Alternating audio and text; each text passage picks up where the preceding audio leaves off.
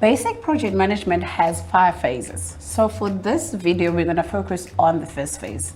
The first phase is called project initiation. This is where your project starts to take shape. One of the things that are done at this stage is identifying your project team members and your stakeholders. A stakeholder is someone who has an interest in the development or the outcome of the project. Yes, so the stakeholders, team members work together to identify needs and wants, and then the project team will create a plan to accomplish the objectives within the time available or money available. Stakeholders are usually involved in the key gateways of the project, such as the initiation phase and the evaluation.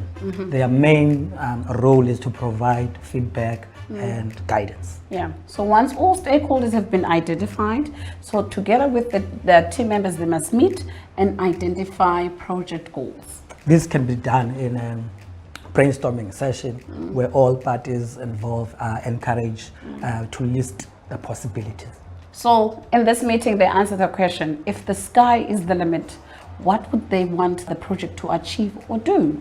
Then you should decide which items are necessary for the project's success. This means you need to identify what are those items that are your needs and which are nice to have, which is your wants. So if the list is lengthy, wants and needs can be prioritized to help the project team identify the most important tasks. Remember, this is not a final list. It's a brainstorming session to kick the things off for the project. The end result of this session is to come up with a project goal statement. Each project should have a SMART goal statement. Remember SMART acronym you learned in LO? So for the project team to achieve a goal, stakeholders must be very clear about what they want. It is also important that you track the progress of the project or your goals. All goals need some form of objectives and measuring system so that you can stay on track and you become motivated when you enjoy the sweet taste of quantifiable progress. Yeah, you know, when you're trying to track, you must answer the question, how will I know that I'm making progress in achieving my goals? All team members and stakeholders must agree on the goal. If the project is work-related, the project goal must be relevant to that of the business. We've already established that projects need to have a time frame, so there must be a specific start and end date.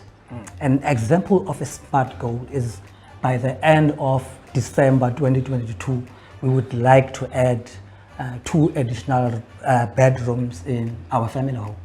So once everyone involved in the project has some idea of what the project should do, you begin setting project requirements. Requirements outline exactly what a project must do for it to be considered successful. Yeah, as part of this, you should then be able to create your deliverables.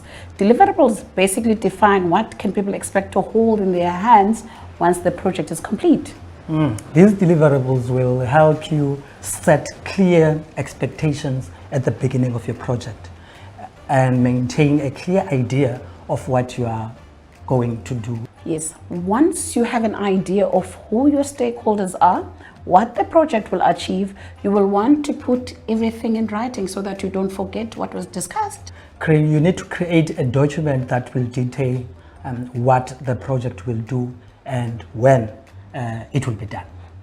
This project will form part of a binding contract of expectations between all parties involved in your project. As we all know, when you enter projects, everybody involved has different expectations. So what information should we be put in writing, Gogo? Firstly, we need a project team. A project team, it includes all the team members of the project and each person's roles, as well as a list of stakeholders and the sponsors if you need any sponsors. Secondly, you need to have project details, which these include the name of the project and the estimated start and finish dates. It's also important to include the project purpose. So try and keep this as simple and concrete as possible. Answer the question, what is the purpose of the project? The scope. What will the project include? And what items will the project also include? This section, when we speak of scope, it is extremely important as it will help avoid miscommunication and disappointment down the road. Yes, you must also mention or include items that will not form part of your project in your scope. If we go back to our example, the project scope is the addition of 2 new rooms. And this project does not include any buying of furniture for the 2 new rooms. So that's the scope. In the document, you can also include the project goals, your deliverables, and your requirements. Also, your basic finances. You list applicable rates and payment schedule information in that document.